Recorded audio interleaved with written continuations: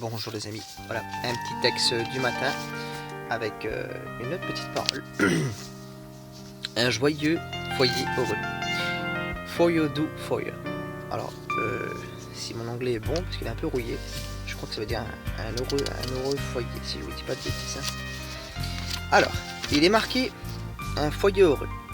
La Bible nous donne le plan détaillé pour un foyer qui est beau dans sa conception solide, dans sa structure et agréable, dans son atmosphère. Un foyer peut être en place d'harmonie et de contentement, ou de tension et de conflit. Votre foyer est-il heureux, fort et capable à survivre les tempêtes de la vie? Le foyer est une unité sociale importante. Il a été ordonné par la volonté de Dieu pour notre développement spirituel, bien-être motif et épuisement physique.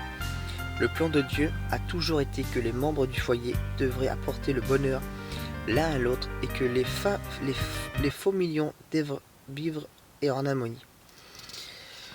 Alors, se marier dans le Seigneur.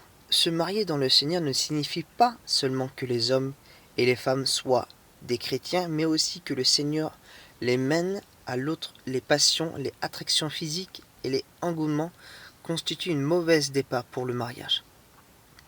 Quand ceux-ci sont la base pour notre attraction l'un à l'autre, elles peuvent devenir une source de frustration et de conflit après le mariage. Comment nous avons confiance dans le Seigneur pour guider notre choix, sa sagesse divine prévoit le conjoint d'un nous auront besoin non seulement pour aujourd'hui, mais aussi pour toutes les années devant nous. Le Seigneur peut choisir des personnes avec des goûts et des thèmes tempéraments différents qui se complètent, faisant un tour plus équilibré. Et les deux deviendront une seule chair. Marc 10, 8. Le mariage doit être un lien pour la vie et non seulement un contrat légal.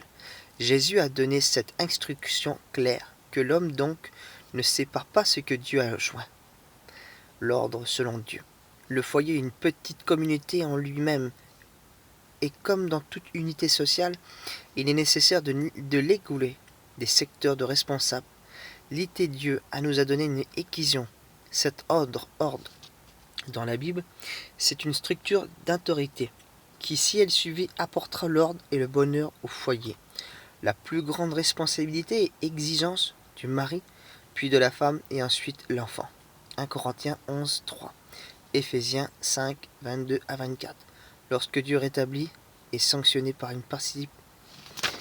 Voilà. Que le Seigneur vous bénisse pleinement ce matin, mes amis, et qu'il vous protège à vous et tout votre foyer et votre famille.